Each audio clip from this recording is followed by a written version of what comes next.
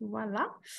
Donc, je vais refaire l'introduction. Donc, bienvenue à ce premier webinaire pop-up de l'Association canadienne pour la santé mentale, filiale de Montréal, pour l'année 2023. Donc, comme je disais, mon nom est Fanny Gravel-Patry. Je suis la conseillère en promotion de la santé mentale ici à la filiale de Montréal. Puis, il s'agit du premier webinaire de l'année et nos webinaires pop-up, en fait, ont lieu une fois par mois et visent à démystifier différents sujets en lien avec la santé mentale qui sont surtout d'actualité. Puis, on fait souvent des collaborations donc avec différents experts du milieu de la recherche et aussi communautaire, soit à Montréal et à travers le Québec. Et aujourd'hui, on est très chanceux d'avoir la Fondation Le Ciel avec nous, que je vais présenter un peu plus tard. Et pour ceux qui connaissent peut-être pas l'Association canadienne pour la santé mentale, la filiale de Montréal, en fait, on est un organisme à but non lucratif qui œuvre à la promotion de la santé mentale et la prévention de la maladie mentale. Donc, le webinaire va durer environ 1h30. On avait mis 2 heures dans nos communications, mais c'est un peu long pour un Zoom, donc ça va durer 1h30. On va avoir 1 heure de table ronde de discussion avec nos invités d'aujourd'hui et ensuite 30 minutes de discussion à la fin, donc vers 10h30, on devrait avoir terminé. Donc, pour la période de questions, donc, je vais vous inviter à garder vos questions pour la fin le plus possible. Si vous avez des questions vraiment qui vous brûlent la langue, là, vous pouvez l'écrire dans le chat, mais on va seulement les adresser à la fin de la discussion. Donc, on aura quand même un gros 30 minutes là, pour avoir une conversation. Puis, bien sûr, comme je vous avais dit, le Zoom est enregistré. Et puis, si vous avez des problèmes techniques, ma collègue Émilie Jornet est là pour m'assister aujourd'hui. Donc, vous pouvez lui écrire directement. Bonjour à tous. Bonjour Émilie. Ou vous pouvez lui écrire directement dans le chat ou juste écrire dans le chat, puis elle va être en mesure de vous aider. Donc, c'est pas mal ça pour tout ce qui est comme des modalités. Pour la présentation d'aujourd'hui, donc, aujourd'hui, la thématique de notre webinaire, c'est le bien-être numérique chez les jeunes, comment trouver l'équilibre. Donc, c'est comme j'ai dit, un webinaire présenté en collaboration avec la Fondation Le Ciel, qui est le Centre pour l'intelligence émotionnelle en ligne, dont la mission est d'ouvrir une conversation sur les enjeux du numérique liés à notre santé mentale pour rendre la relation entre les gens et les réseaux sociaux plus positive. Et Le Ciel travaille principalement avec les jeunes. Donc, c'est sur ça qu'on va se concentrer aujourd'hui. Puis l'objectif de cette discussion, justement, est de vraiment démystifier les pratiques du numérique des jeunes qui sont liées à des enjeux de santé mentale. Donc, c'est quoi vraiment les liens entre numérique et santé mentale?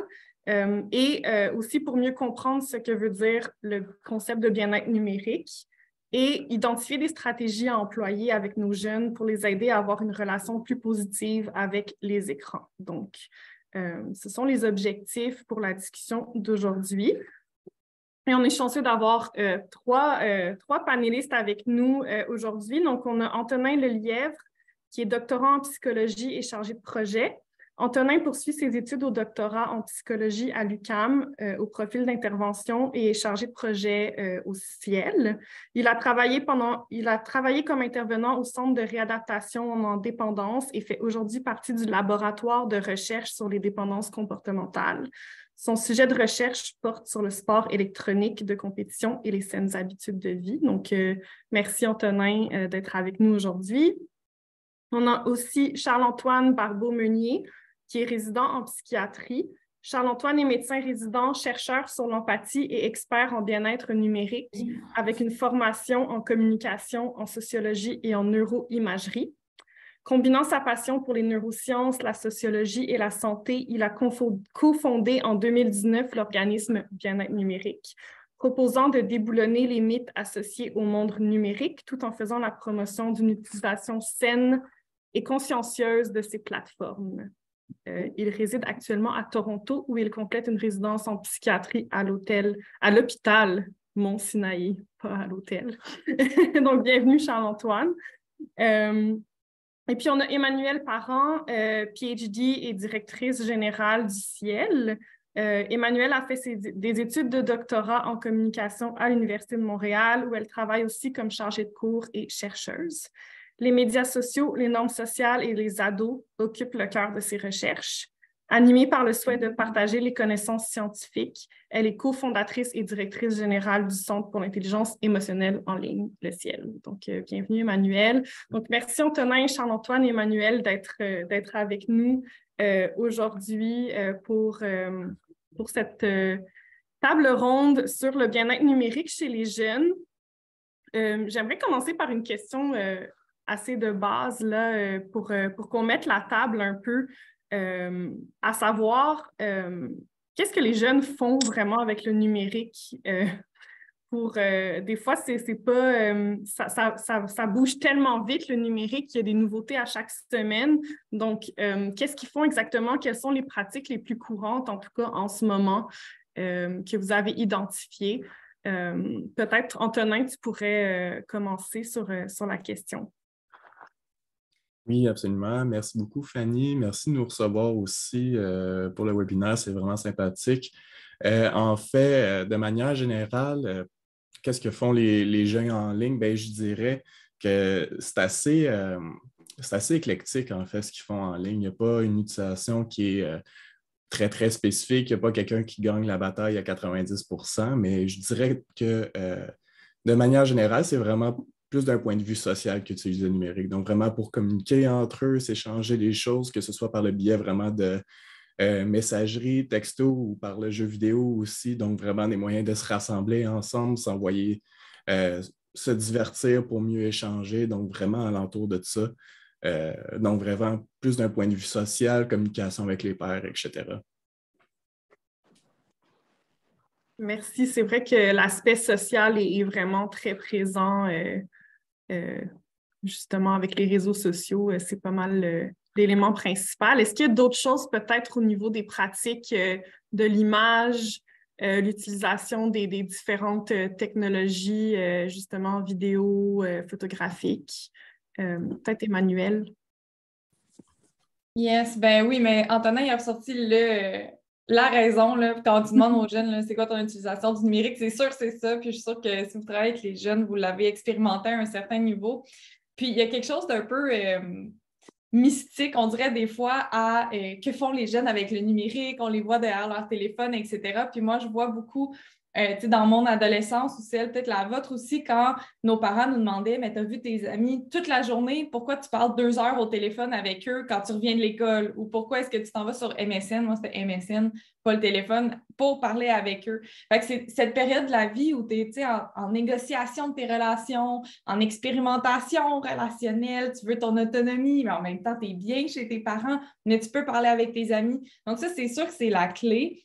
Puis, chez les jeunes, ben, la plupart, là, ben moi, j'ai travaillé avec les 14 à 17 ans, surtout dans ma recherche, mais la grande majorité avait un téléphone cellulaire intelligent. Donc, on peut assumer que la plupart ont un téléphone intelligent, même s'il y en a quelques-uns pour des raisons ou autres, par leurs parents ou des fois leur volonté personnelle qui n'en auront pas.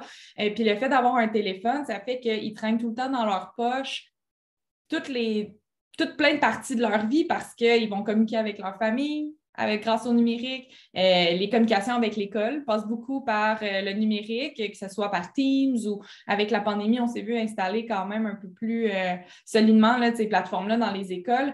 Ça peut être leur travail aussi quand ils sont plus vieux, bon, peut-être pas à 12 ans, mais même c'est avec la pénurie de main-d'œuvre, je pense pas.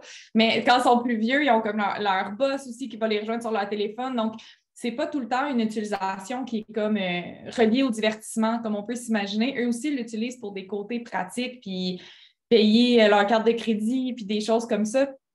Donc, ça fait partie de leur organisation fonctionnelle là, dans la vie, selon les activités qu'ils font. Et il y a un aspect social aussi. Après, pour ce qui est des jeux vidéo, des réseaux sociaux, bien, ça dépend beaucoup du jeune, c'est quoi ses intérêts, qu'est-ce que ses amis font également, est-ce qu'ils se retrouvent tous les soirs plus sur Instagram ou sur Fortnite. Ça peut vraiment varier d'un à l'autre. Puis si tu veux, je te laisserai compléter, Charles-Antoine, je suis sûre que tu as bien des trucs à ajouter à ce sujet-là, même si on va approfondir dans la prochaine heure. Merci. Puis merci là, à toutes et tous aujourd'hui pour votre attention, votre écoute. Donc, tu sais, je pense que vous avez avancé, c'est très exact, c'est très pertinent. Qu'est-ce que je pourrais ajouter? Peut-être un peu de macro puis un peu de micro. Fait que d'une dimension macroscopique, une observation, je pense, c'est que le numérique auprès des jeunes, c'est de plus en plus participatif. On évolue vers des plateformes où c'est de plus en plus possible de contribuer, d'ajouter son grain de sel, d'être créateur de contenu. Fait qu'évidemment, YouTube, je pense au départ, c'était emblématique un peu de ça, mais aujourd'hui, avec TikTok, c'est un tout autre niveau encore. Puis les deux plateformes qui sont les plus utilisées ever en ce moment, c'est YouTube puis TikTok. Puis ils se chevauchent pas mal, là. C'est un peu plus YouTube encore, mais TikTok, comme aux États-Unis, ça a rattrapé YouTube. Twitch, aussi Discord, puis là, tu as Instagram, Snapchat, WhatsApp, tu as l'espèce de trinité là, de réseaux sociaux aussi. Fait que c'est vraiment les échanges, mais c'est de plus en plus participatif. Puis évidemment, c'est ça, il y a aussi les jeux vidéo, puis comme on a mentionné, je pense qu'au final, le numérique, c'est un canal qui va médier nos interactions. Fait que tout ce qu'on faisait avant, ça reste encore des activités qui sont faites, seulement vont être médiées par la loupe du numérique là, de plus en plus. L'éducation, c'est un bon exemple. Puis j'ajouterais aussi, comme tu m'as fait penser avec la création de contenu, Charles-Antoine, que des fois, on s'imagine que les ados, ils publient beaucoup, tu sais, ils publient sur Instagram, ils publient sur TikTok, etc. Mais ce qu'on peut voir quand on va demander aux ados, c'est qu'il y en a beaucoup qui décident de ne pas publier, point, pour une panoplie de raisons, là, soit sont gênés, soit ils ne voient pas l'intérêt, ils ne voient pas les avantages, ils ne savent pas trop comment le faire, ils n'ont peut-être pas les capacités techniques non plus pour faire les vidéos TikTok, ça prend quand même des connaissances, des fois, sont tellement bons. Puis, fait que c'est aussi un peu de ne pas généraliser dans oui, c'est sûr, quand on ouvre notre téléphone, les jeunes qu'on voit, c'est des jeunes qui publient, mais si tu vas dans une école secondaire, il y en a beaucoup que l'activité principale, ça va être de consommer puis de regarder du contenu, s'inspirer, découvrir des choses, etc. là. Fait que c'est sûr que les jeunes aujourd'hui, comparativement à avant les réseaux sociaux, ont à entretenir ce persona numérique-là, à se représenter par ce que la plateforme veut bien qu'on se représente, que ce soit une photo, un texte de, je ne sais plus, on est rendu à combien de caractères sur Twitter. De toute manière, les ados ne sont pas vraiment sur Twitter, mais en tout cas, de se représenter à travers ces canaux-là, mais c'est pas nécessairement tous les jeunes qui sont actifs à ce niveau-là, vraiment pas. Merci beaucoup. Je pense que ça fait un résumé très complet des différentes pratiques. Puis, si on peut retenir 3 choses, je pense que ce serait vraiment l'aspect communautaire, puis l'aspect justement amical, puis interpersonnel des réseaux sociaux. Le fait que les jeunes s'organisent de plus en plus à travers ces plateformes-là, puis aussi l'idée de créer du contenu, mais aussi en consommer, c'est vraiment très présent. Puis justement, il y a beaucoup, on a tendance à penser que c'est que la relation des jeunes avec les réseaux sociaux est automatiquement négative, mais je pense que dans ce que vous venez de présenter, en fait, il y a beaucoup de positifs. Donc, ça mène à la deuxième question qui est, en fait, comment le numérique joue un rôle dans la santé mentale des jeunes, que ce soit autant pour une santé mentale positive que peut-être des aspects plus négatifs. Je ne sais pas s'il y en a un de vous trois qui a envie de rebondir sur la question. Ça me fait plaisir. Là, si vous voulez, je peux entamer puis vous compléterez, Emmanuel, Antonin. Donc déjà d'emblée, j'aime bien que tu soulignes qu'il peut y avoir des effets bénéfiques pour la santé mentale parce qu'en effet, c'est souvent ce qui est manqué là, par si on veut, le portrait qu'on en fait dans les médias. Mais effectivement, pour la santé mentale, je pense que comme c'est un canal qui vient médier nos relations, bien, il peut avoir du positif ou du négatif selon comment c'est fait. Mais a priori, ça permet cette connexion-là. Donc, surtout avec la pandémie, on l'a vu, ça permet de rompre avec l'isolement. Il peut avoir aussi, je pense, on y pense moins souvent, mais avec tout cet aspect-là, créateur de contenu, il y a vraiment un aspect de se sentir compétent, se sentir plus autonome, parce qu'on a accès à une panoplie d'outils finalement pour être l'auteur de quelque chose, d'être créateur. Fait que ça engendre un plaisir, une satisfaction quand même là, de pouvoir donner naissance à ces contenus-là. Bon, c'est un outil d'éducation, c'est un outil de démocratisation du savoir aussi. Il y a, juste parlant de santé mentale, il y a tellement des excellentes séries éducatives sur YouTube pour la santé mentale qui sont accessibles. Donc, communauté d'appartenance aussi avec, par exemple, les forums, avec plusieurs réseaux sociaux aussi, il y a des groupes. C'est une appartenance qui peut être au niveau créatif, au niveau culturel, au niveau de l'identité de genre, pour des causes sociales, Black Lives Matter, les changements climatiques, MeToo. Bref, il y a un peu cette mouvance collective-là qui est possible.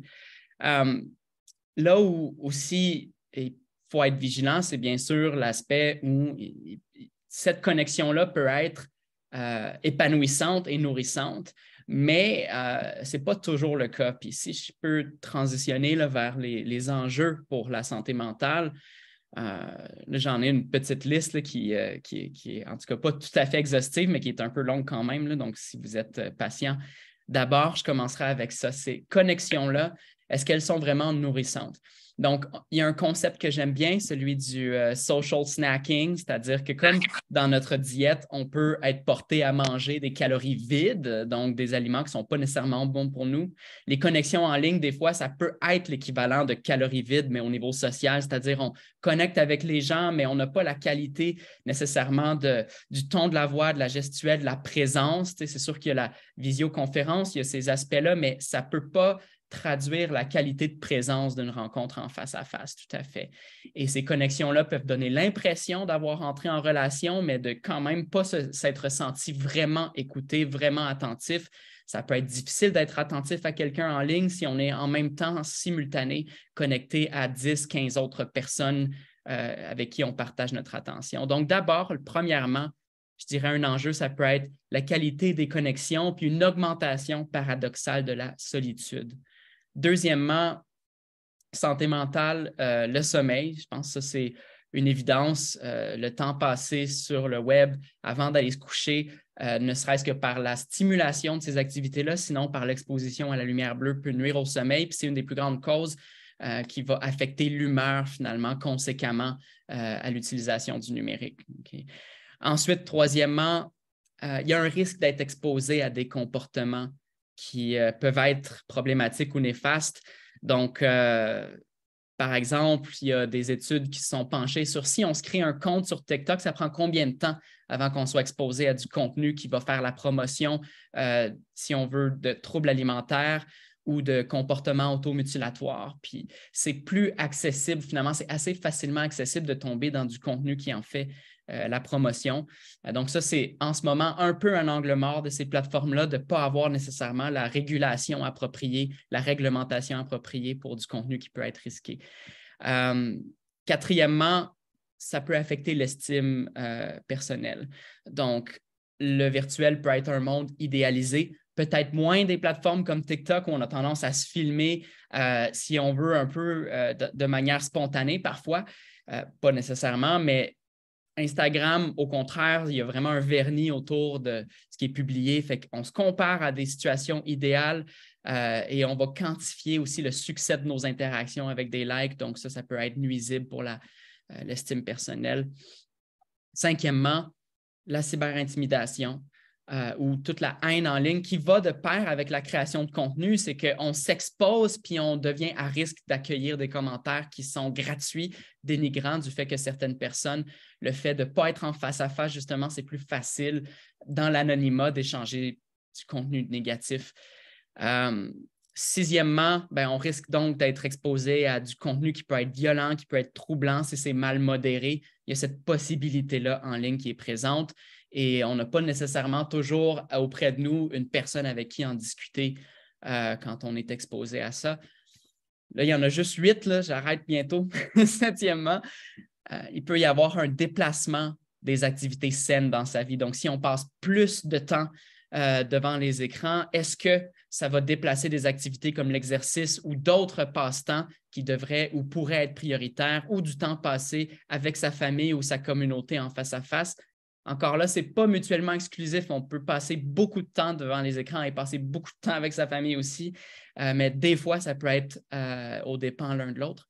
Et huitièmement, dernièrement, ça, c'est plus un long shot, mais pourtant, c'est documenté. Là, si on pense à long terme, si le numérique peut affecter notre développement à la petite enfance, c'est-à-dire qu'en passant plus de temps devant des écrans de manière non modérée ou non accompagnée avec des parents, et que ça impacte finalement notre apprentissage social, de lire, mieux comprendre les états mentaux d'autrui, le développement du langage qui permet d'avoir un langage pour aussi réguler ses émotions, exprimer ce qu'on vit.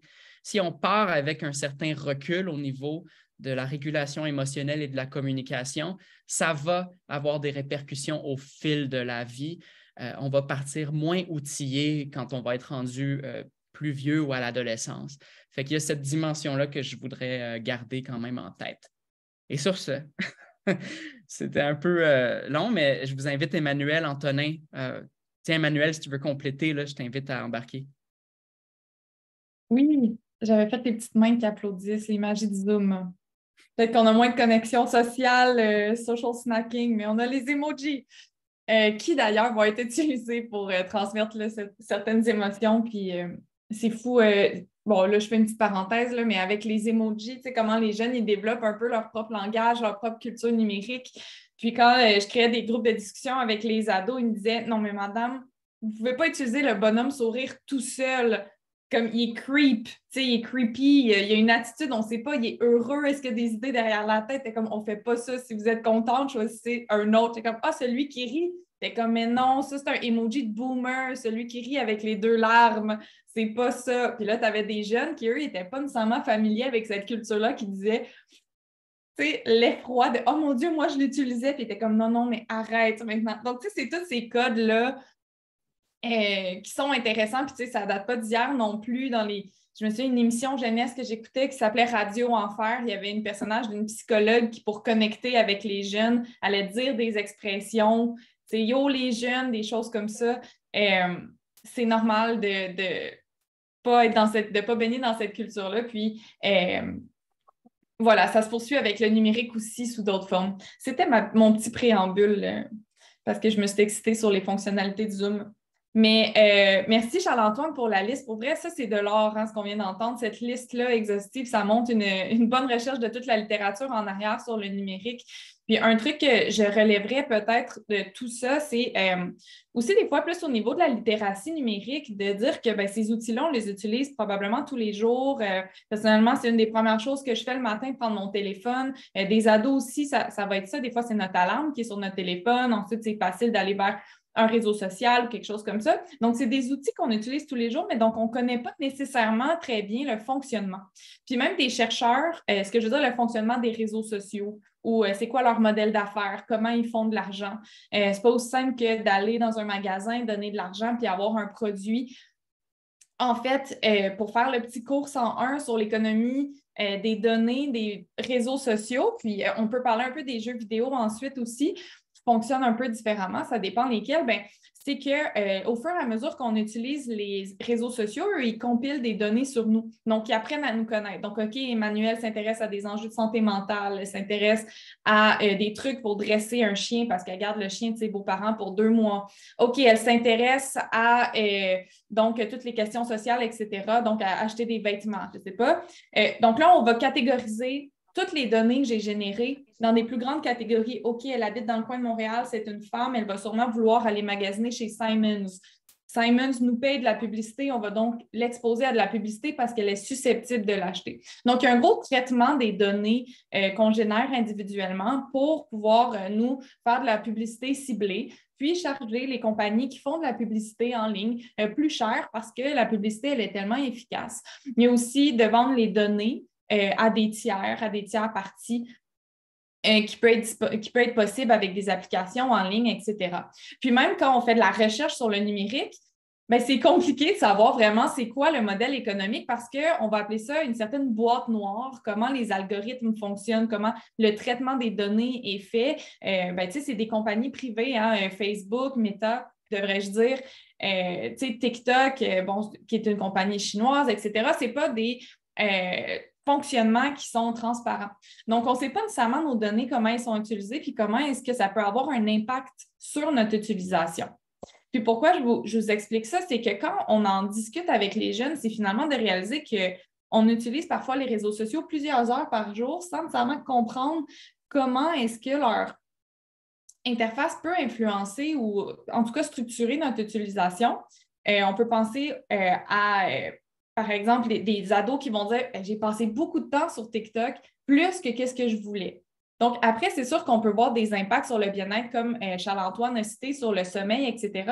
Mais aussi, il y a aussi un impact sur le fait que j'avais une volonté personnelle qui était de passer 15 minutes sur une application, puis finalement, j'en ai passé comme 40 minutes. Donc là, ici, il y a peut-être un défi d'autorégulation, d'autodiscipline, de respecter les objectifs qu'on s'est fixés. Puis les ados vont être eux-mêmes très critiques de ça, de en rire, de dire « Mon Dieu, comme on pourrait le faire, même adulte, de dire « Mon Dieu, je voulais juste passer quelques temps là-dessus, ça a dépassé, je voulais me coucher plus tôt, puis finalement, j'ai écouté 3 émissions sur Netflix parce que ça joue automatiquement. » Donc, tous ces mécanismes-là de jouer automatiquement, que ce soit sur YouTube, ou que TikTok te connaît tellement bien, t'envoie des vidéos qui t'intéressent, mais c'est toutes des choses qui peuvent être des fois des clés pour ensuite intervenir puis adapter un peu son utilisation. Donc, ça peut jouer un rôle dans la santé mentale des jeunes pour entraîner des conséquences comme qu'est-ce qu'on a vu. Donc, c'est ça, je me suis plus concentrée sur ce modèle économique-là qui fait aussi, quand Charles-Antoine parlait de l'estime personnelle puis des likes ou des vues, c'est aussi une sorte de monnaie, ces likes-là, les influenceurs vont utiliser leur nombre d'abonnements pour négocier leur contrat, des choses comme ça. Donc, les jeunes sont très conscients de ça, ils en suivent des influenceurs. Ils sont conscients que ça a une valeur, mais en même temps, des fois, ils ne comprennent pas, ça dépend des jeunes, là, bien sûr, là, mais ils ne comprennent pas tout derrière, qu'est-ce que ça veut dire, puis le fait que, ça, c'est pour la business, puis peut-être que ce n'est pas un bon outil pour poser un regard sur ma personne. Fait que je vais m'arrêter ici, je l'ai juste complété avec peut-être plus ce côté-là. Puis, Antonin, je te laisse continuer. Oui, bien en fait, je trouve ça super intéressant aussi. Puis tout ce que Charles-Antoine aussi a nommé est absolument exact. Puis comme Emmanuel aussi l'a dit, il y a beaucoup de temps qui est investi aussi derrière ça. Et j'aime le parallèle que tu fais aussi, Emmanuel, avec tout ce qui est modèle économique aussi et tout ça. Puis c'est quelque chose qu'on revoit aussi sous la thématique des jeux vidéo, mais comme tu dis aussi, qui est abordé un peu de manière différente, où on voit notamment aussi l'utilisation d'algorithmes dans certains jeux qui peuvent être joués plus spécifiquement sur le téléphone. Mais quand on vient à des jeux sur des plateformes spécifiques comme la PlayStation, la Xbox ou sur l'ordinateur, mais là, on voit apparaître aussi d'autres mécanismes comme, par exemple, si vous avez déjà entendu le mot, les loot box, par exemple, ou ce qui pourrait être un peu qualifié dans le monde des renforcements comme des renforcements intermittents randomisés, donc qui font vraiment l'utilisation comme un peu d'une machine à sous.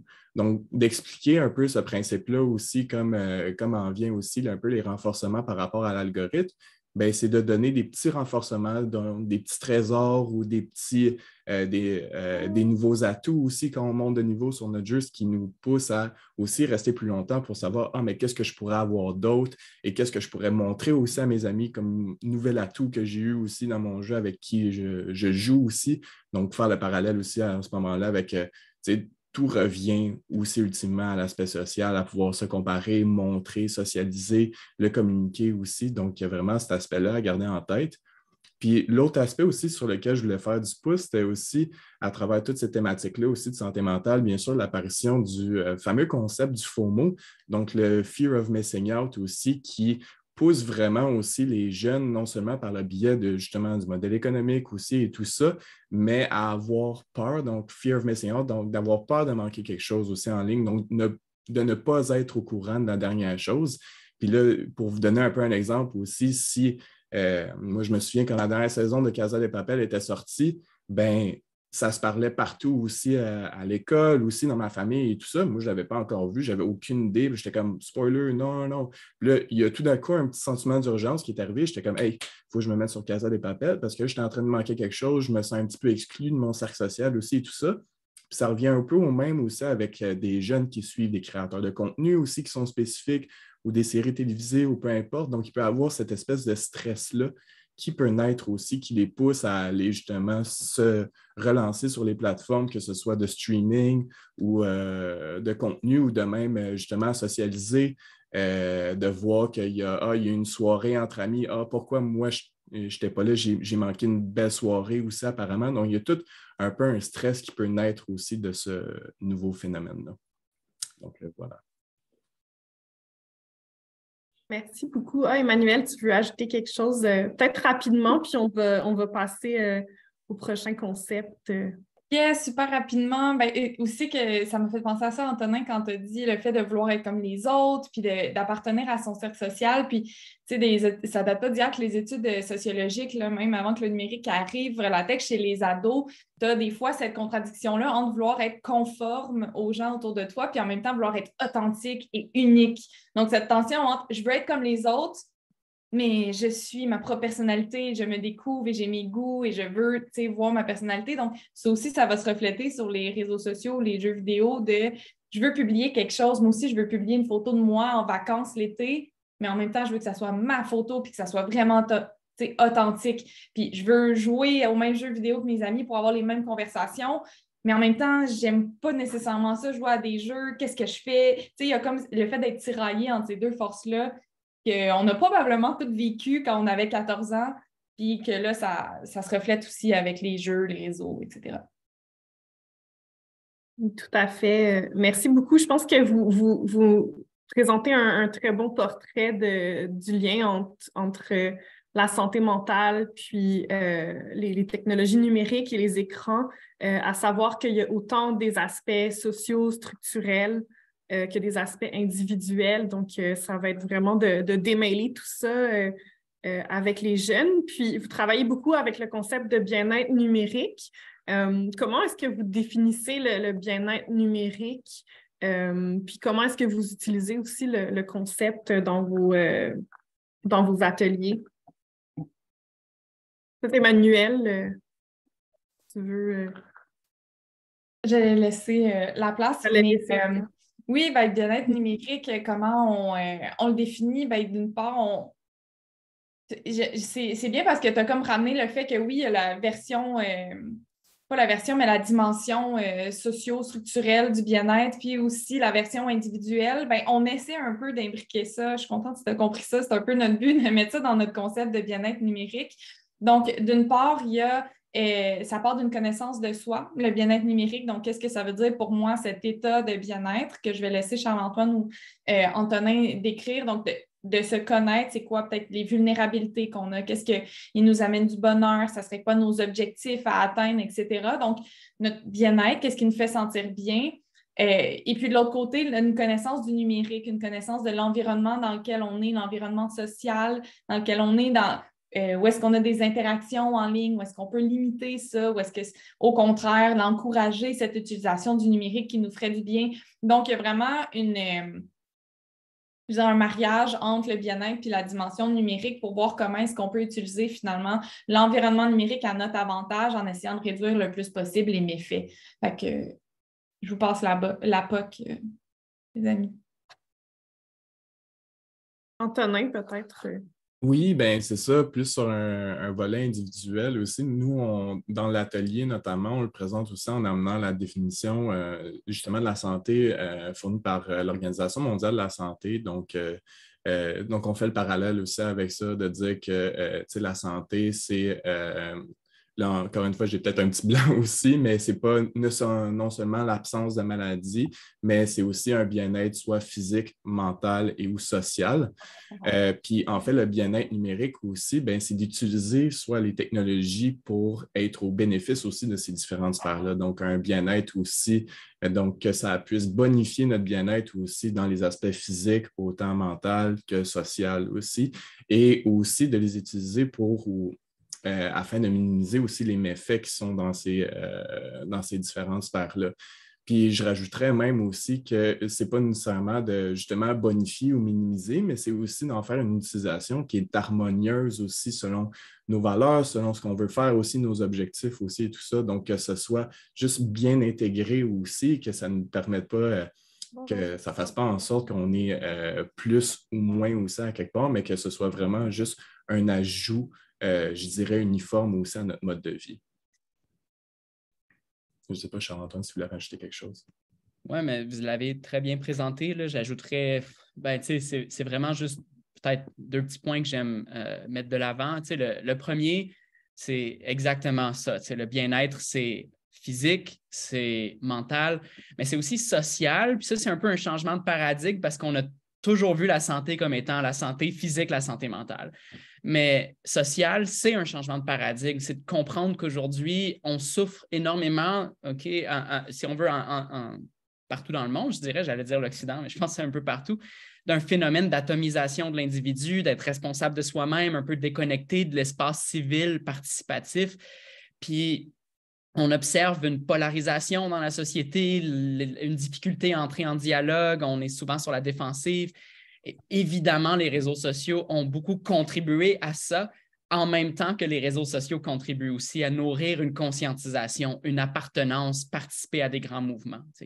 Et puis, un exemple pour moi, c'est Jacinda Ardern en Nouvelle-Zélande qui a dit, on va cesser de mesurer le progrès de notre société par le PIB, le produit intérieur brut. On va maintenant mesurer notre croissance par le bien-être social. Et donc là, on change carrément de priorité. On investit dans l'appartenance à la communauté, la santé mentale, l'accès aux soins de santé mentale.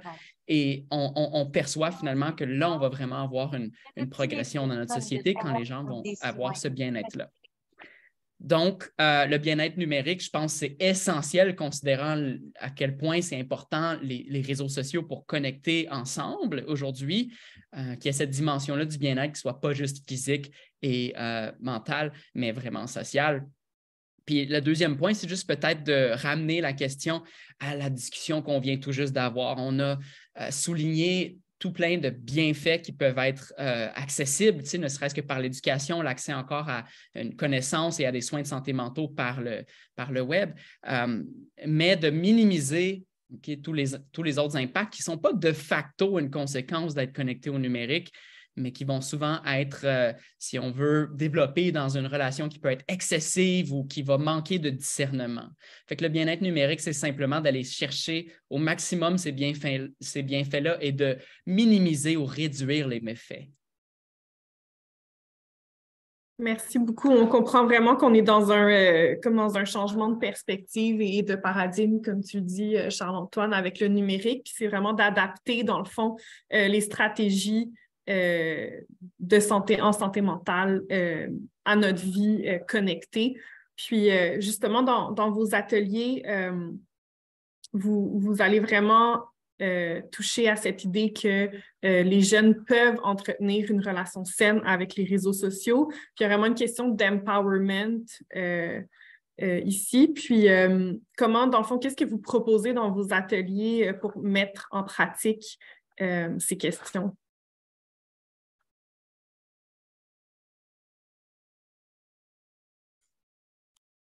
Encore une fois, ça va être un peu avec les principes du bien-être numérique avec les ados. Donc, de questionner, ça commence avec questionner la place des écrans puis du numérique dans notre vie. Parce que si, dès qu'on a eu l'âge finalement d'avoir des téléphones et tout, on en a eu un dans les mains, c'est très naturel pour les ados. C'est pas comme une innovation technologique qui a bousculé leur changements, leurs habitudes, etc. Je veux dire, tu es en train de vieillir, tu es entre 10 et 14 ans, tu ne vis que changement dans ton corps, dans ta vie, dans ton école, etc. Donc, le téléphone, ça s'insère dans ton quotidien. Donc là, c'est d'arriver et de dire, on va juste se mettre à réfléchir à qu'est-ce que ça pourrait avoir comme impact sur notre quotidien. Donc, on va les amener à une technique, là, une proposition que nous, on appelle l'autodéfense numérique. Donc, déjà, avec l'autodéfense, il y a une reconnaissance du fait que il y a des intérêts, là, je le mets en ces termes-là, mais il y a des intérêts économiques. Il y a une tendance à nous faire utiliser beaucoup les plateformes, que ce soit des jeux vidéo, des réseaux sociaux. Donc, il y a des grandes entreprises qui exercent une force pour essayer de diriger un peu, structurer notre utilisation. Donc, comment est-ce qu'on se prémunit de techniques, de réflexes pour résister un peu à ces forces-là quand on veut prioriser autre chose? simplement. Donc, de dire, bon, ben, je vais utiliser une phrase qu'on dit, c'est comme je vais utiliser Instagram, YouTube, mais quand moi, je le veux, pas quand c'est YouTube ou Google qui me l'exige. Donc, ça, c'est la technique d'autodéfense numérique. Nous, on le voit en prenant conscience un peu de nos priorités, de où est-ce qu'on veut investir du temps, que ce soit nos relations, passer nos maths de secondaire 3, de venir faire tant de points par match de basket, etc. Puis voir comment est-ce qu'on peut, on le regarde vraiment de manière holistique, là, pas juste avec intervenir dans le numérique pour le numérique, mais tu regardes tes objectifs, puis ce qui te remplit de bonheur dans ta vie en général, puis comment est-ce que tu peux faire plus de ça et comment est-ce que le numérique peut t'accompagner peut-être dans ces objectifs-là, plutôt qu'être un obstacle à, disons, aller pratiquer ton dribble au basket pour reprendre le même exemple ou des choses comme ça. Donc, ça va être ça un peu qu'on va amener les ados à faire, puis un exercice qui est plus concret, qu'on a intégré maintenant systématiquement à la fin de nos ateliers, qui revient à, quand je disais prendre conscience du rôle des écrans dans notre quotidien, c'est de regarder son temps écran. Okay? Donc, le temps écran, on en parle beaucoup. Est-ce qu'il y a un temps écran adéquat par jour, etc.? On n'en est même pas là. C'est juste de dire, ben, ouvre ton téléphone, va dans tes paramètres, puis regarde combien de temps tu passes là-dessus par jour. Puis, où sont distribuées finalement ces minutes-là, sur quelles applications, sur lesquelles tu vas. Puis là, des fois, il y a des moments magiques où tu as des ados qui sont comme... oh mon Dieu, je ne m'attendais pas à ce que ça soit aussi élevé que ça. Wow, j'ai passé 4 heures là-dessus aujourd'hui, alors que j'avais de l'école. Comment c'est possible? Des choses comme ça. À l'opposé, tu en as d'autres qui vont être là dans nos ateliers. Ah, moi, j'ai juste 30 minutes. Puis là, tu es comme OK. Puis va donc voir le samedi puis le dimanche, c'est quoi ton temps d'écran? Puis là, c'est plus élevé. Ou vont dire, c'est pas élevé, mais j'ai joué à des jeux vidéo. Ce temps-là, il n'est pas compilé. Donc, ça, c'est le genre de conseil qu'on peut donner aussi de dire, ben regarde ton temps écran. Nous, on ne va pas y poser de jugement, mais est-ce que ça te convient? Puis, tu sais, qu'est-ce que ça te fait? Si oui, sinon, puis à partir de là, quelles actions peuvent être entreprises? Oui, puis si je peux me permettre aussi de rajouter pour faire du pouce sur ce qui est de l'autodéfense numérique, bien, à l'issue de ça, on cherche aussi à proposer, donc pour pallier à l'autodéfense, on mentionne aussi le concept de minimalisme numérique. Donc, on cherche aussi à faire du pouce là-dessus pour leur donner vraiment un peu, peut-être une petite démarche à suivre aussi. Donc, bien sûr, de rester dans les grands principes, bien sûr, de se connaître soi-même, son environnement, d'avoir des outils aussi en soi pour être capable de justement se réguler puis de ne pas répondre aussi lorsqu'on ne veut pas au désir de Google et YouTube. Puis de ces techniques-là aussi en soi, on enseigne ce qu'on appelle le reverse FOMO. Donc, revenez aussi à ce que je mentionnais tout à l'heure avec le fear of missing out. Bien, dans ce qui est du reverse FOMO, bien, c'est à la place de répondre à la peur de manquer quelque chose et puis d'aller sur les plateformes numériques afin de justement pallier à peut-être cette anxiété ou ce stress-là qui est apparu, bien, c'est de se poser la question, bien, à la place, qu'est-ce que je pourrais faire avec ce temps-là que j'irais ou que j'ai le réflexe d'aller investir sur le numérique, mais qu'est-ce que je pourrais faire hors numérique aussi pour profiter de ce temps-là? Donc, essayer de changer la pensée aussi qui vient dans le moment. Puis ensuite, comme deuxième chose aussi, bien, on les encourage à faire le ménage justement dans leurs priorités, d'où un peu pour pallier à ce qui est de se connaître soi-même aussi. Bien, OK, mais toi, qu'est-ce que tu veux faire vraiment de ton temps? Donc, à l'issue de ce que tu sais maintenant de ton temps écran, tu l'as regardé, comment tu te sens avec ça aussi, bien, est-ce que pour toi, justement, aller pratiquer tes dribbles au basket, c'est plus important que passer 3 heures sur TikTok, puis essayer d'échelonner ça aussi pour être capable qu'ils puissent faire le tri là-dedans, de prioriser. Et ensuite, bien, on leur propose, bien sûr, de le faire pour vrai. Il n'y a rien qui est meilleur aussi que de passer à l'action aussi, de mettre ça en pratique. Donc, on parle aussi beaucoup dans l'atelier d'exercer son autonomie. Et par exercer, on veut dire, bien sûr, agir, donc le manifester ou aussi le pratiquer sur une base qui est quotidienne. Donc, vraiment, de faire le ménage dans ces priorités-là et de les vivre aussi pour vrai. Donc voilà. Je n'ai pas grand-chose à rajouter. Là. Vous avez vraiment bien présenté c'est un peu l'objectif de l'atelier qui est d'avoir une utilisation consciencieuse. Il n'y a pas 2 personnes qui ont la même relation avec le numérique. Fait qu'on ne peut pas donner un conseil qui est équivoque à tout le monde. Ce qu'on va vouloir chercher à faire, c'est nourrir un esprit critique pour qu'ils puissent, les participants, identifier leurs forces, leurs faiblesses, là où finalement ils voudraient reprioriser certaines choses. Puis minimaliste numérique ne veut pas nécessairement dire minimiser au maximum, ça veut simplement dire une approche consciencieuse où on a fait le choix. Puis, je voudrais peut-être souligner, parce qu'on est dans la question du bien-être numérique pour les jeunes, mais cette approche-là, c'est pour l'ensemble de la société au final, puis c'est autant pertinent pour nous, puis même pour nos parents qui utilisent le numérique, pour n'importe quel utilisateur au final. Par contre, je pense que quand on va aller offrir cet atelier-là pour les jeunes, c'est qu'il y a vraiment une perspective de prévention, de santé publique. Il y a certains facteurs, par exemple, on sait qu'il y a au moins 50% des troubles de santé mentale qui vont se développer au niveau de l'adolescence, que c'est l'amorce à cette période-là. Il y a le fait donc qu'il y a cet aspect développemental-là, on veut maximiser les chances tôt dans la vie de corriger ou d'adopter une approche qui va être plus saine là, face au numérique. Mais c'est autant pertinent, peu importe la tranche d'âge. Merci beaucoup. Vous avez vraiment donné une réponse super détaillée avec plein de stratégies aussi pour vraiment développer une relation positive avec les réseaux sociaux.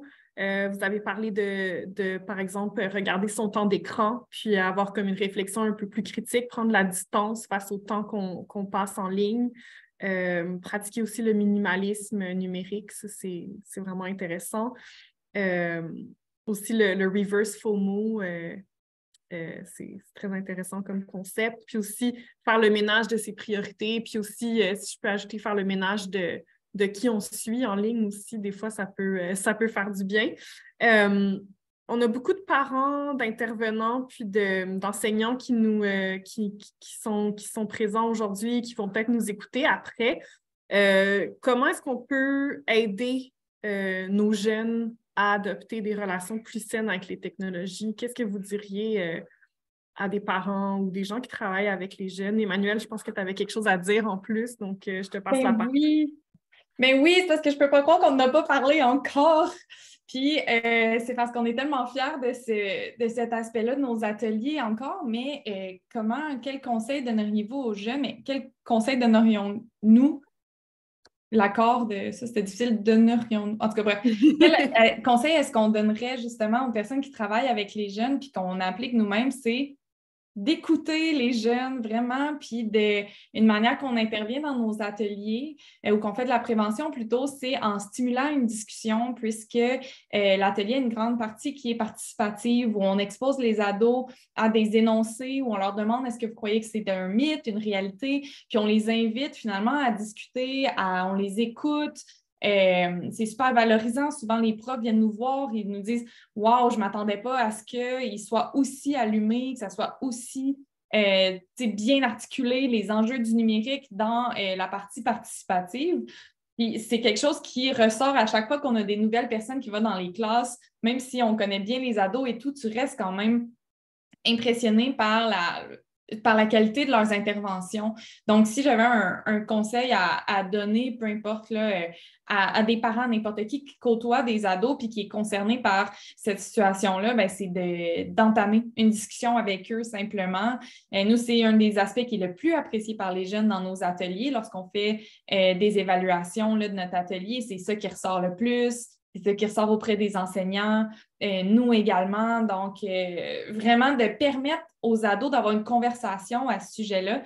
Comme on l'a répété, ça fait tellement partie de nos vies numériques que c'est rare que les jeunes vont dire « Ben oui, on a vraiment parlé de l'impact d'Instagram. » Tu vis ta vie, tu as des discussions sur tes relations, etc. Fait que de créer cet espace-là pour dire « Ouais, OK, mais vraiment, comme c'est quoi la place qu'occupe le jeu vidéo dans ta vie? C'est quoi? Qu'est-ce que ça t'amène? Quelle fonction? » Mais en tout cas, juste de s'intéresser aux jeunes parce que des fois, comme demain au début, on dit « Ah, je sais pas, c'est quoi son jeu? Il joue à ça des heures par soir. » Bon, mais si la personne que tu aimes, qui a 15 ans, elle aime assez un jeu pour y passer comme 4 heures le soir puis jouer à ça la fin de semaine, bien, intéresse-toi à ce à quoi elle s'intéresse elle-même, puis poser des questions, puis sans jugement, tu sais, on se débarrasse un peu des idées qu'on peut avoir contre le numérique. Là. Anyways, là, on va tous sortir de cette heure et demie-là super informés, à savoir qu'il y a du positif, du négatif. Fait que d'aller avoir une conversation, là, je pense que ça...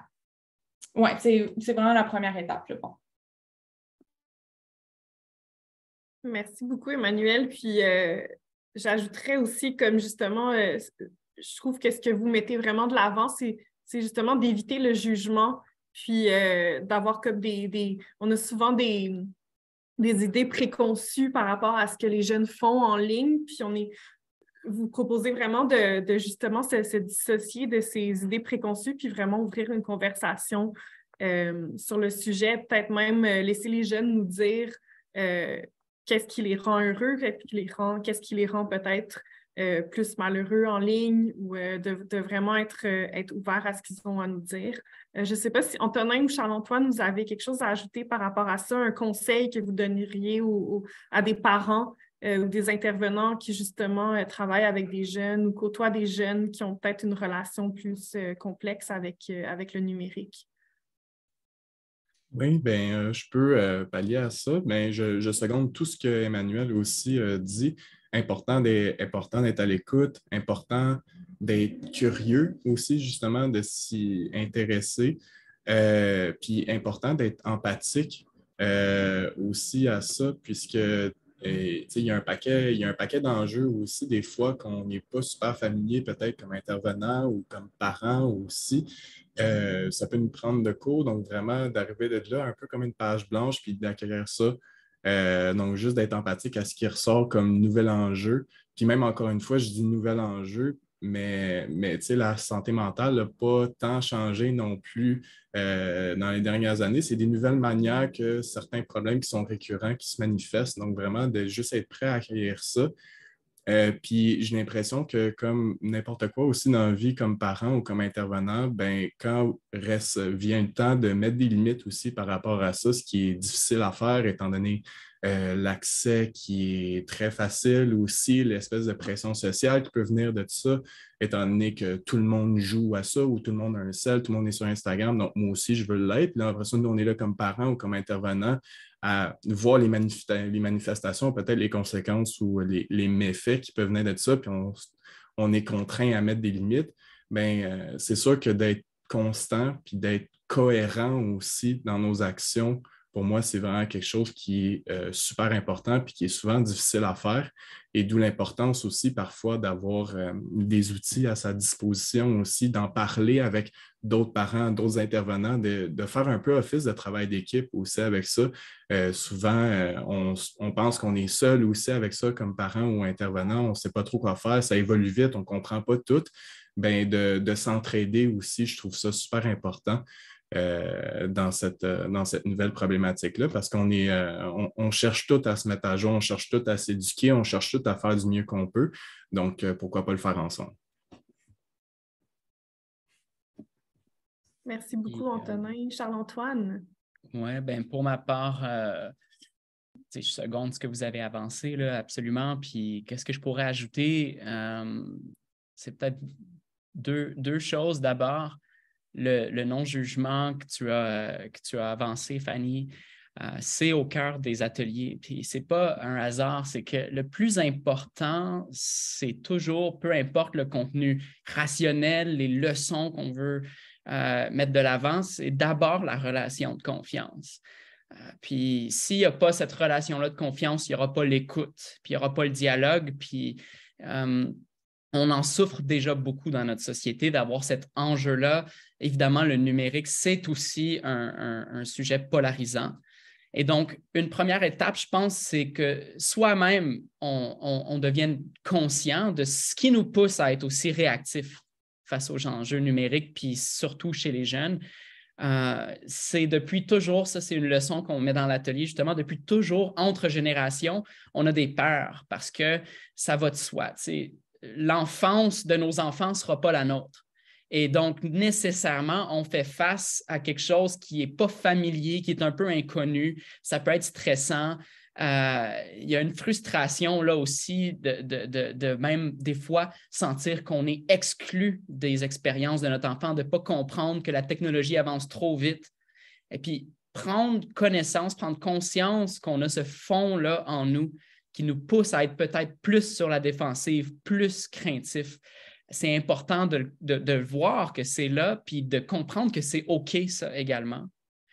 Et ça ne veut pas nécessairement dire que parce que c'est différent de ce qu'on a connu, c'est nécessairement mauvais. On a eu cette tendance-là historiquement, génération après génération, à le faire avec l'avenue du téléphone, l'avenue de la télévision, puis ainsi de suite.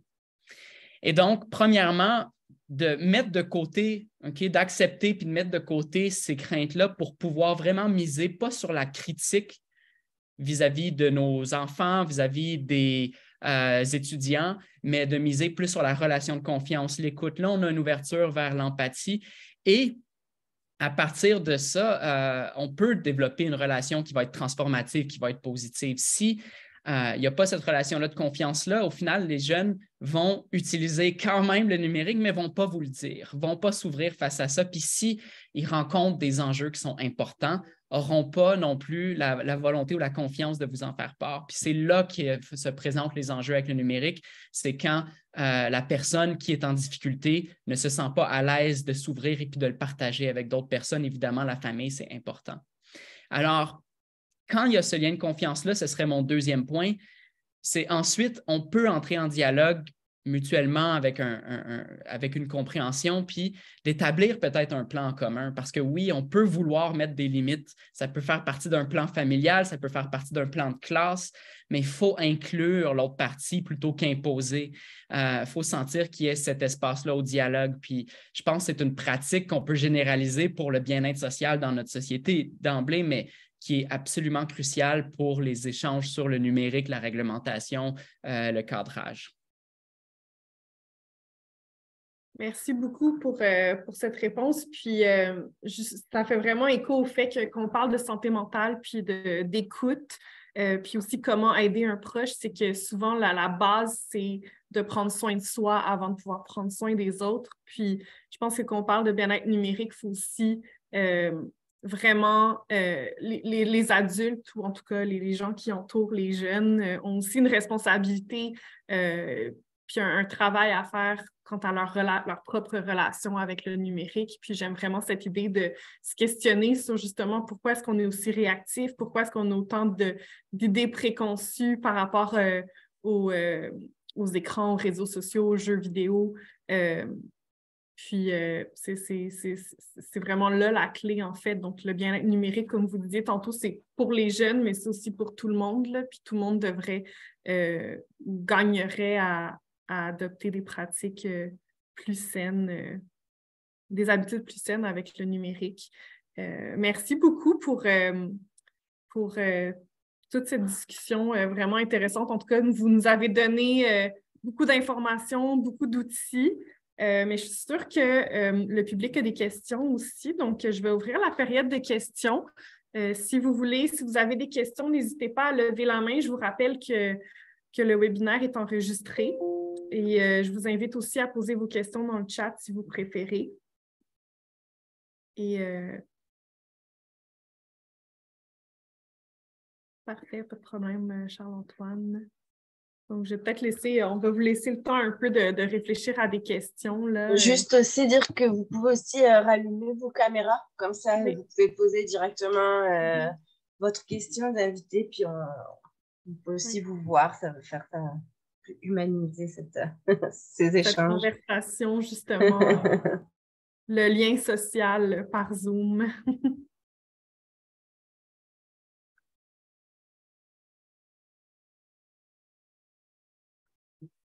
Ah, on a une première question. Ouais, dans le chat, on a un commentaire de Frédéric Gagnon qui nous dit « Pour des élèves de secondaire qui présentent d'une part des manifestations anxieuses et d'autre part des manifestations dépressives, y a-t-il des éléments à connaître, littératie numérique ou autre, pour favoriser la promotion d'une santé mentale positive, ou est-ce que la prévention universelle présentée dans le webinaire peut s'appliquer à ces élèves aussi? »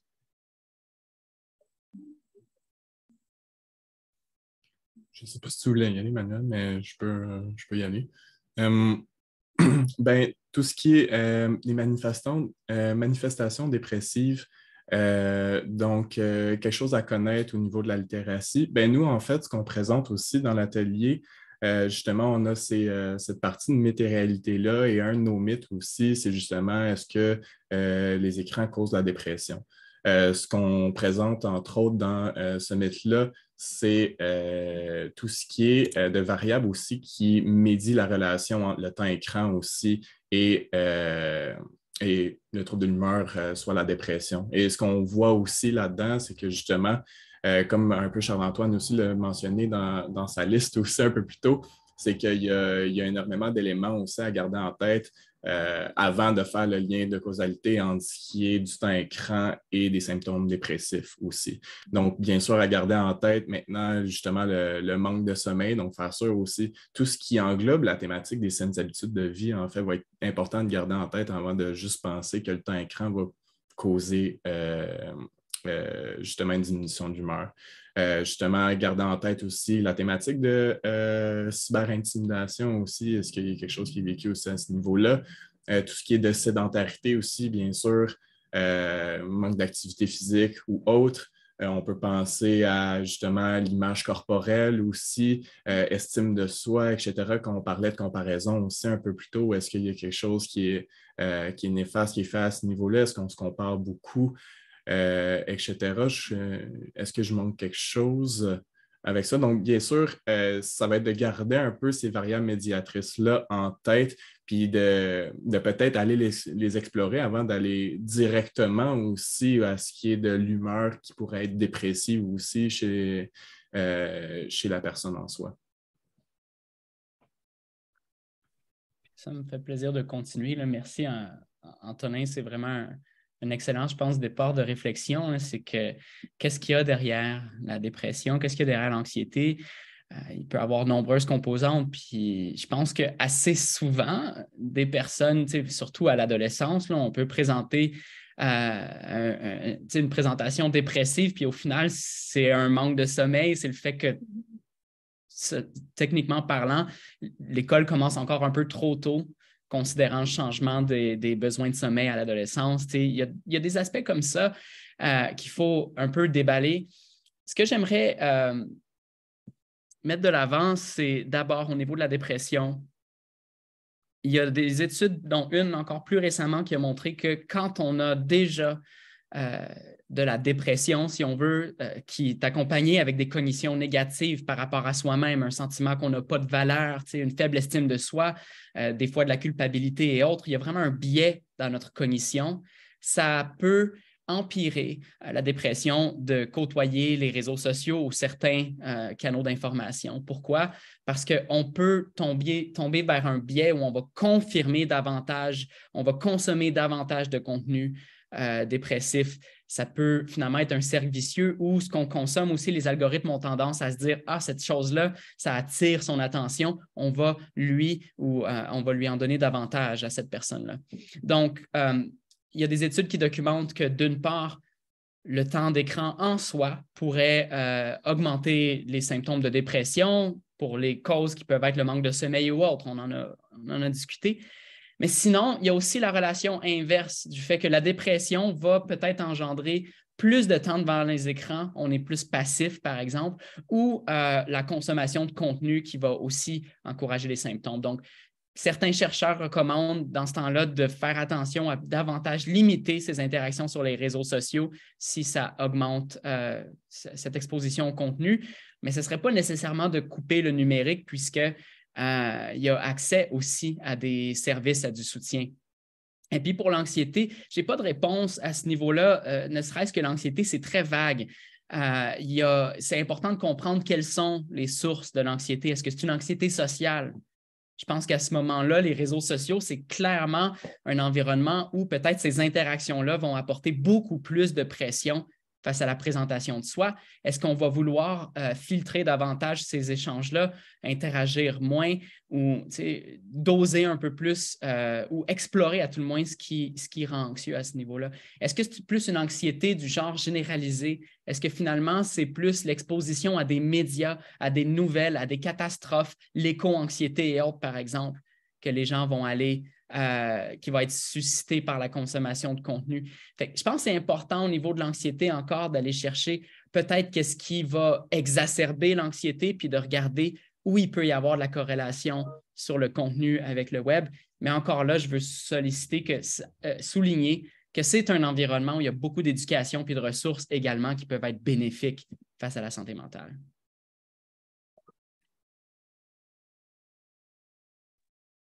Moi, j'ai rien à ajouter. J'ai trouvé ça très bon. Félicitations, Antonin et Charles-Antoine. J'ai pas parler. Il y a Geneviève Laroche aussi qui a posé une question qui demande déjà des questionnements sur vos ateliers. Donc, quelles sont les modalités pour donner vos ateliers en milieu scolaire? Est-ce qu'il y a un tarif, un nombre d'ateliers? Est-ce que c'est un programme que vous faites et le niveau ciblé? Et est-ce que vous vous déplacez aussi en présentiel dans d'autres régions que Montréal, j'imagine? Et sa deuxième question était de savoir si vos ateliers sont arrimés avec les bonnes pratiques du référent EPIC dans l'approche école en santé. Je peux jump in ici, sauter dedans. En tout cas, bref. Pour ce qui est des modalités de l'atelier, donc en milieu scolaire, oui, on va dans le milieu scolaire, aussi dans le milieu communautaire, des maisons de jeunes, etc. Mais dans les classes, on fait l'atelier dure la durée d'une période, soit entre 45 minutes, 1h15, ça dépend là, d'une école à l'autre, mais on a notre atelier, il bouge là, entre ces temps-là, donc il dure une période. Et puis, les niveaux qui sont ciblés, c'est les jeunes de 14 à 17 ans, donc communément secondaire 3, 4, 5. Parfois, on va aussi dans des classes qui vont avoir des niveaux un peu qui ne rentrent pas là, dans les grandes familles du secondaire 3, 4, 5, par exemple, avec des classes adaptées ou avec soit troubles d'apprentissage, mettons, qui vont être niveau secondaire 2, mais qui ont 16, 17 ans ou des choses comme ça. Donc, on va aller dans des groupes comme ça, là, selon ce que les écoles nous discutent des jeunes qui sont dans les classes, puis nous, on vous explique plus en détail l'atelier. Donc, ça tourne pas mal autour de ça. On va aussi dans les cégeps avec une version modifiée de l'atelier qui compte aussi pour le milieu scolaire, quoiqu'ici, je pense qu'on parlait peut-être plus du secondaire.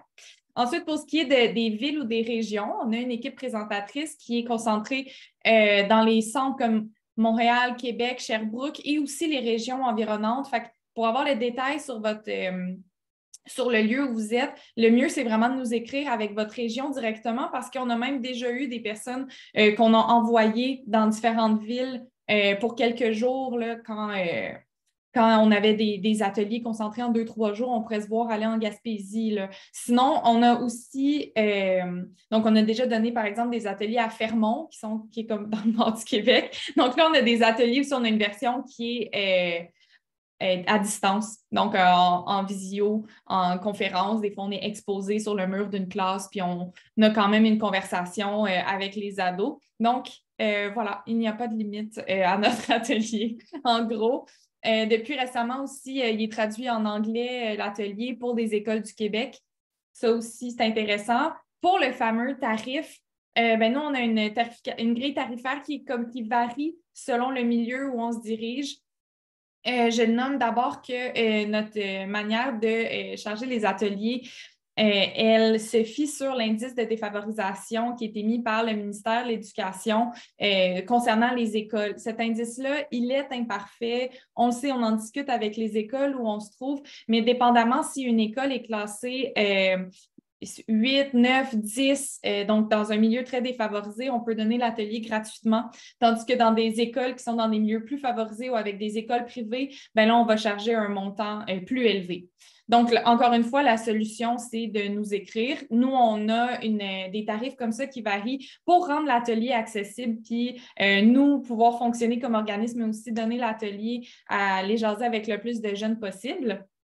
Puis, si je passe à la deuxième partie de la question sur le référent équipe, j'en ai parlé avec des équipes écoles, des fois, je ne suis vraiment pas pro là-dedans, mais à mon souvenir, c'est quelque chose de très, très global sur comment est-ce qu'on peut aller pour le bien-être du jeune, autant à la maison, dans l'école, puis des comportements tant dans la connaissance de soi que les relations sociales, comment les avoir de manière positive, etc. Puis ça correspond vraiment aux thématiques qui sont abordées dans l'atelier. Et puis pour aller un peu plus au-delà des jeunes, des fois, on offre aussi une conférence. Pour équipe, tu as une réponse, ben let's go, Charles-Antoine, mais j'allais juste ajouter qu'on a aussi une conférence avec les personnes intervenantes et les personnes enseignantes, les équipes écoles sur le numérique et les ados. Donc, des fois, en complément des ateliers avec les jeunes, ça fait un beau petit package deal. Mais vas-y, Charles-Antoine. Oui, bien, j'espère qu'à présent, là, nos interventions ont quand même bien démontré la compatibilité avec le modèle équipe. Puis je comprends aussi que dans l'ensemble de la société, en ce moment, on est beaucoup dans ces modèles de compétences-là. Moi-même, dans le domaine de la médecine, tout est axé sur les compétences des CANMED. C'est un peu l'équivalent en équipe. Fait que les compétences qui sont soulevées, là, c'est d'avoir des comportements prosociaux, se connaître soi-même, pouvoir demander de l'aide, l'engagement social, pouvoir faire des choix éclairés face à ses habitudes de vie, gestion des émotions et du stress, gestion des influences sociales. Dans l'ensemble, c'est un atelier qui aborde tout ça, là, vraiment. Il y a une section vraiment pour outiller et savoir où aller chercher de l'aide. Il y a l'ensemble de l'atelier qui est axé sur mieux se comprendre, se connaître soi-même face à quoi? À ses habitudes de vie et aussi comment l'habitude de vie en lien avec le numérique peut des fois affecter d'autres habitudes de vie qui sont essentielles. Évidemment, on a parlé surtout du sommeil aujourd'hui. Les influences sociales, c'est le cœur même de l'engagement avec les réseaux sociaux qui, finalement, sont vers quoi on vise les participants à développer un esprit critique, là, à savoir que ce soit de bonnes influences sociales et que ce soit pro-social également. Donc oui, absolument, là, c'est en alliance avec le modèle équipe. Ce n'était pas conçu à partir du modèle équipe, mais il y a, je pense, vraiment une belle compatibilité.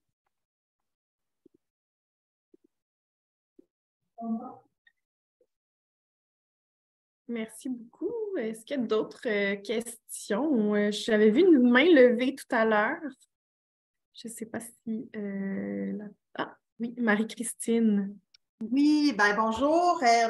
Moi, je travaille en milieu primaire. C'est sûr que dès le troisième cycle, hein, on voit l'apparition de modes d'utilisation qui sont quelquefois inquiétantes. Puis je me demandais s'il y avait une ressource comme la vôtre qui pouvait agir en prévention vraiment dans la réduction des méfaits en précocité. Là, je suis un petit peu déçue de savoir que c'est de 14 à 18 ans, mais je me demandais si vous connaissiez une ressource similaire là, qui pouvait agir en prévention au primaire.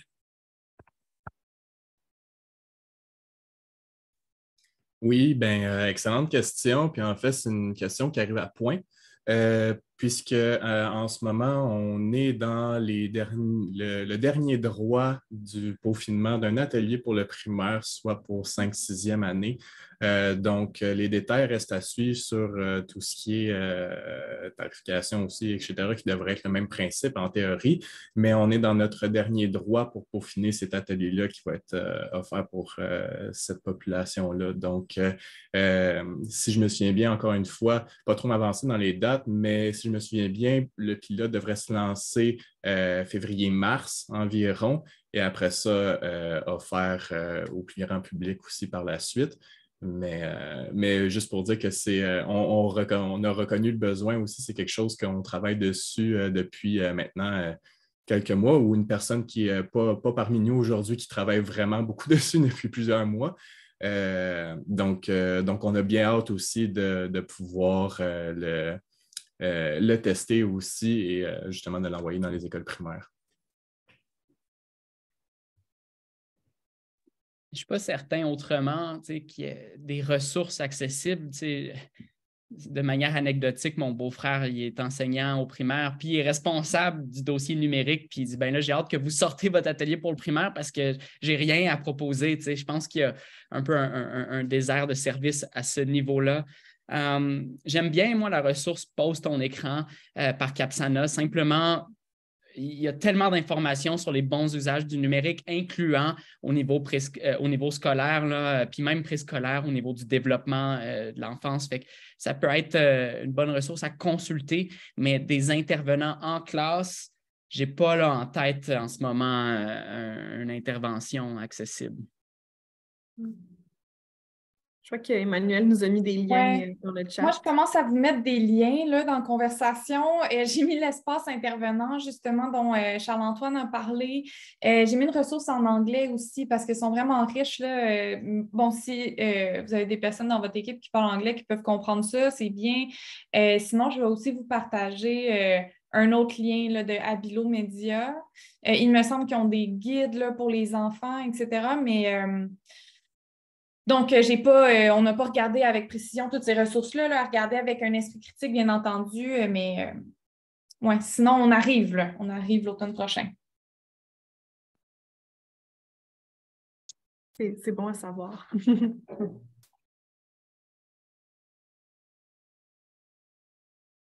Est-ce qu'il y aurait d'autres questions? Je profite de ce petit temps aussi pour moi mettre un lien concernant notre sondage, concernant une évaluation un peu de nos webinaires. Donc, je vous le mets maintenant aussi avant que vous ne quittiez. Hop. Et est-ce qu'il n'y a pas d'autres questions? Sinon, moi, j'avais une petite question. Plus, on a parlé de cyberintimidation, mais on parle aussi, on entend beaucoup parler de cyberdépendance. Puis je voulais avoir votre point de vue sur ce terme-là. Puis, je vois qu'il y a une question. On peut faire les deux. On peut... Oui, Ulrich? On commence avec... Ouais, OK. Effectivement, j'avais une question, en fait, à propos de ce sujet-là, mais je me suis dit, il avait été répondu, mais partiellement. À propos de la cyberdépendance, je voulais savoir si le fait de... Parce qu'on vend beaucoup les bienfaits numériques, en fait, de l'utilisation de tout ce qui est numérique aujourd'hui, mais est-ce qu'il n'y a pas on va dire ça comment là? Est-ce qu'il n'y a pas on ne tend pas à aller vers une certaine forme de dépendance, je sais pas, au niveau de la consommation de tout ce qui est numérique, parce qu'aujourd'hui, nous sommes rendus beaucoup plus dans la machinisation, dans tout ce qui est numérique. On a oublié quasiment c'est quoi le rapport entre être humain et être humain. Donc, s'asseoir, discuter comme ça, on est toujours dans le style, on va se faire un FaceTime, ça, oui. Donc, je pose la question comme ça, là, est-ce qu'on ne tend pas vers une certaine forme de dépendance numérique? Puis, est-ce que ça n'a pas beaucoup plus, parce qu'on a vanté beaucoup plus les bienfaits numériques aujourd'hui? C'est ça que moi, j'ai entendu de la rencontre. Mais est-ce que nous, en tant qu'êtres humains, on ne tend pas vers cette forme de dépendance et une forme de dépendance qui va être nuisible pour l'être humain? Ou pour les jeunes, d'ailleurs, qui sont déjà connectés H24? Merci pour la question. Puis c'est parfait, c'est connecté à ma question aussi. Donc, moi, je vais y aller peut-être d'un petit préambule avant de laisser Charles-Antoine puis Antonin y aller plus pour le diagnostic de dépendance. Là. Merci vraiment pour la question. C'est drôle qu'on a parlé plus des bénéfices un peu du numérique. On dirait des fois, on veut compenser, pas on veut compenser, mais on entend beaucoup parler avec un ton des fois alarmiste du numérique, des côtés négatifs, mais c'est important de garder une balance là, entre les deux. On dirait que c'est comme un équilibre des fois entre être conscient des méfaits puis en même temps reconnaître tout le bienfait que ça peut nous apporter. Pour ce qui est d'une dépendance fonctionnelle, nous, des fois, on va dire, oui, c'est sûr, est-ce qu'on peut se passer du numérique? Pas tellement. Avant, je vais juste dire un autre truc. Tu sais, quand on parlait, Charles-Antoine parlait de des fois notre réticence à adopter des nouvelles technologies, surtout quand c'est auprès des enfants, les nouvelles habitudes, des nouvelles générations. Tu sais, quand les jeunes vont se mettre à écouter la télévision, donc il y a eu plein d'études pour dire attention, la télévision, c'est néfaste. Même chose pour les jeux vidéo. On dit, est-ce que les jeux vidéo vont rendre violents? Donc, en même temps qu'il y a ce genre de panique morale-là où on veut protéger les jeunes beaucoup, il y a comme cette idée aussi que technologie égale progrès, égale bon, égale « Wouh, t'es à la fine pointe de la technologie, t'es à ton affaire. » Si tu as un robot dans ton école, ça veut dire que tu tiens vraiment à jour dans toutes les nouveautés. Donc, des fois, cette idée du progrès-là, puis d'avoir un téléphone qui est plus rapide, un Internet qui est plus rapide également, d'avoir, bon, la nouvelle technologie pour pédagogique, tu sais, c'est des choses qui sont très excitantes, puis qu'on va adopter pour améliorer notre fonctionnement. Mais la question au-delà, puis tu sais, de s'afficher avec une technologie, c'est de s'afficher comme étant vers le futur, d'être au courant de ce qui se passe, d'être dans l'actualité. Donc, en même temps d'avoir peur, c'est vraiment valoriser d'avoir justement toutes les dernières consoles, etc. Donc, entre ça, des fois, ça peut enlever un peu un esprit critique qu'on a avant d'adopter une technologie pour dire est-ce qu'on en a besoin? Puis c'est quoi l'objectif de cette technologie-là dans notre vie? Puis là, maintenant, c'est sûr que pour ce qui est de notre fonctionnement de société, je pense que c'est vrai quand tu dis on a besoin du numérique pour fonctionner.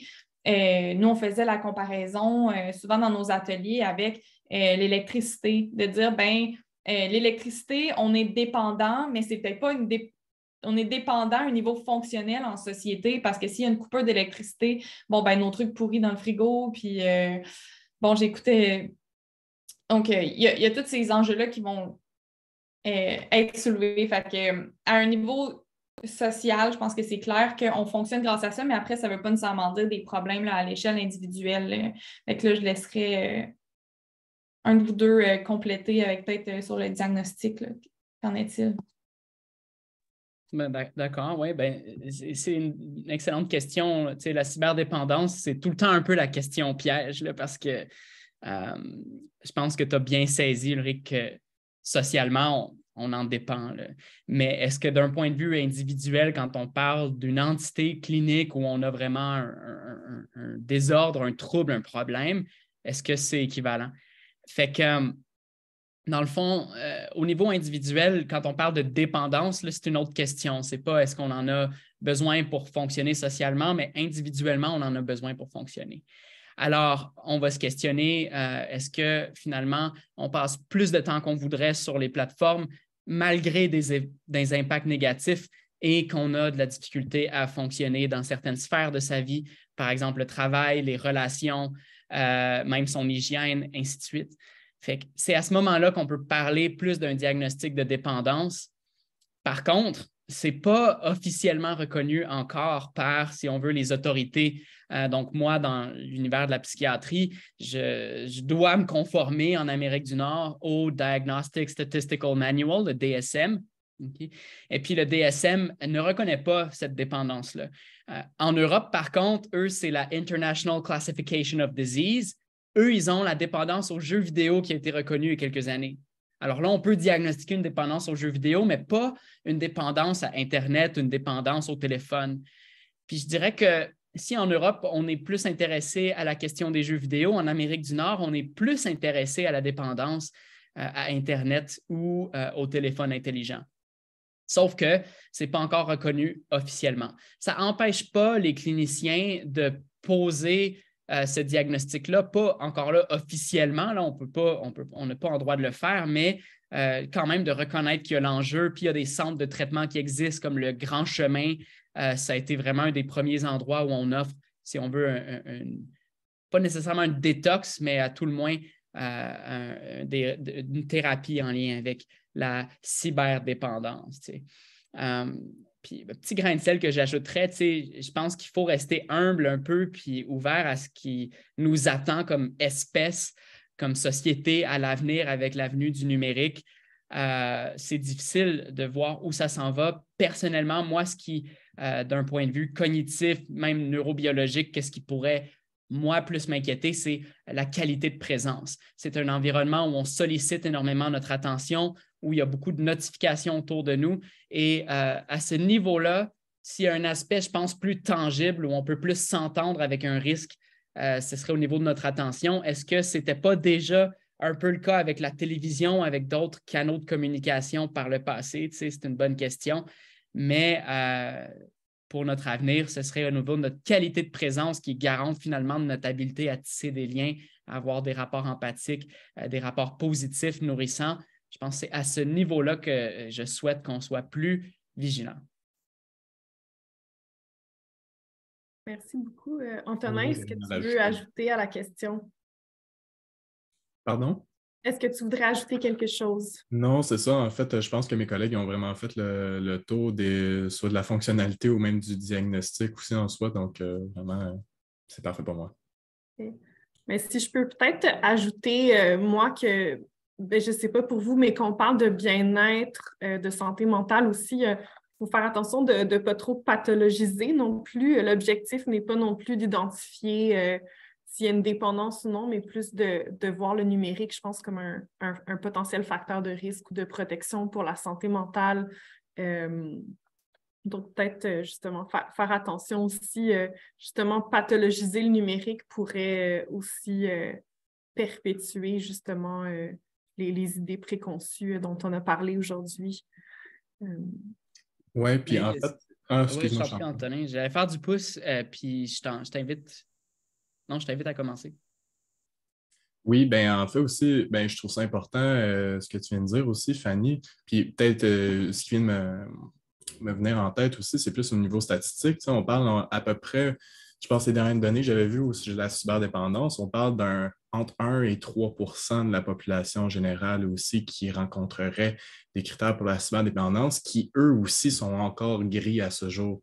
De mon expérience aussi en centre de réadaptation en dépendance, on ne parle pas d'un threshold, la traduction d'un quota limite aussi, où on parle à partir de ce moment-là, tu es cyberdépendant. Donc, on reste encore dans ces critères qui sont généraux là, de dysfonctionnement au quotidien, où on cherche vraiment à analyser et opérationnaliser aussi certaines manifestations, certains méfaits aussi à ce niveau-là. Et de 1 à 3 % bien sûr, c'est pas à négliger, mais c'est pas super dramatique non plus. On parle, par exemple, d'une plus grande portion de la population qui serait considérée comme à risque. Et là, à risque, encore une fois, est à évaluer aussi avec ces nombreuses sphères-là. Mais encore une fois, de garder en tête que ça reste quand même une fine partie de la population qui rencontrerait aussi cette problématique de dépendance. Merci beaucoup pour la précision. Charles-Antoine, peut-être le mot de la fin. Il est quand même 10h30. Ben, OK, écoute, peut-être pour le mot de la fin alors. J'ai aimé ton commentaire de faire attention de ne pas pathologiser la chose, puis je voulais vous présenter une analogie. Historiquement, au Japon, la tristesse, l'expérience de la tristesse socialement, c'était valorisé. Quand une personne était triste, on avait tendance à dire « mais quelle chance elle a, elle va devenir une personne plus sage ». Il y a comme une association qu'on fait avec la tristesse, puis la réflexion, la contemplation, la sagesse.